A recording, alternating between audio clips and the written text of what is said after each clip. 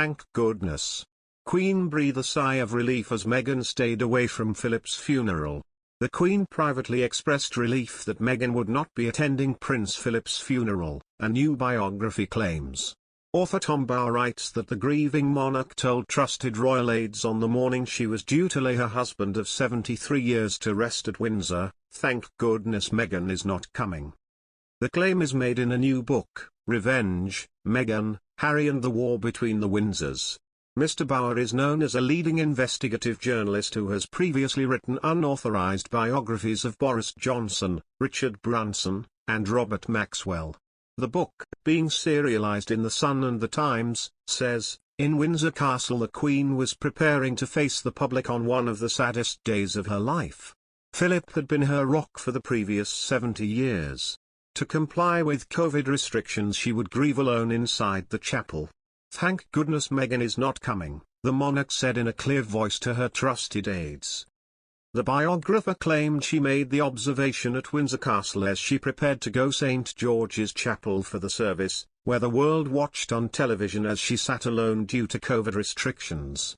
The alleged comment is believed only to refer to the drama surrounding speculation over whether both Harry and Meghan would fly in from the US at a time of family mourning as opposed to any personal animosity towards Meghan from the monarch. But sources close to the Queen questioned whether the monarch's focus would have been on anything else but her husband, the Duke of Edinburgh, on the day of his funeral. The palace generally makes a point of refusing to comment on biographies about members of the royal family, of which there are many. While Prince Harry attended his late grandfather's funeral on April 17 last year, the Duchess of Sussex announced that her doctors had not allowed her to fly from the US as she was 7 months pregnant with her second child, Lilibet. She joined Harry in posting an online tribute to Philip and sent a wreath. It was the first time that Harry had seen his family since he and Meghan gave their bombshell interview to Oprah Winfrey in which they accused the royal family of a slew of highly disputed transgressions including racism towards Meghan and their unborn first child, Archie. There had been much debate following Philip's death as to whether the couple would attend his funeral and, if so, how relations would be between them and the rest of the family. Only Harry ended up flying over, arriving a few days before the service to quarantine in line with the UK's COVID restrictions at the time. He flew back to the US immediately after the service, having spoken only briefly to his brother.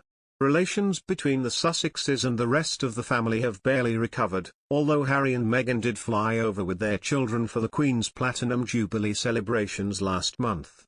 Prince Philip was hospitalized for a full month in February, reportedly for treatment of a pre-existing heart condition.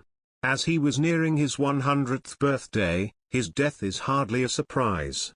According to the royal family's official statement, His Highness passed away peacefully this morning at Windsor Castle.